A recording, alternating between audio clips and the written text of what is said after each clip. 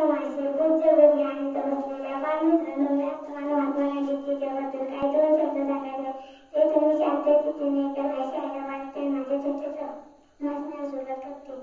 हा मी माझा अभिमान आहे, कारण मी माझी पूजा आहे, खेडेगाव माझा धर्म आहे आणि देश माझे जीवन आहे असे म्हणणाऱ्या महात्मा गांधीजीचे पूर्ण नाव मोहनदास करमचंद गांधी असे आहे. महात्मा गांधींचा जन्म 2 ऑक्टोबर 1864 मध्ये गुजरातमधील पोरबंदर येथे झाला. त्यांच्या आईचे नाव पुतळी व बाबांचे नाव करमचंद गांधी असे होते.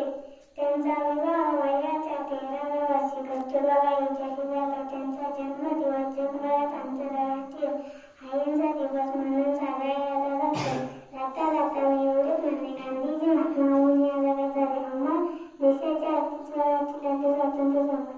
गांधीजी महात्मा गांधी या जगात झाले अमर देशाच्या अस्तित्वासाठी लढले स्वातंत्र्य संग्राम. नेहरूंनी सुट्टी त्यांच्या हातात घेतली. काठी अन्याय मिटवण्यासाठी लागले. अहिंसाच्या पाठीने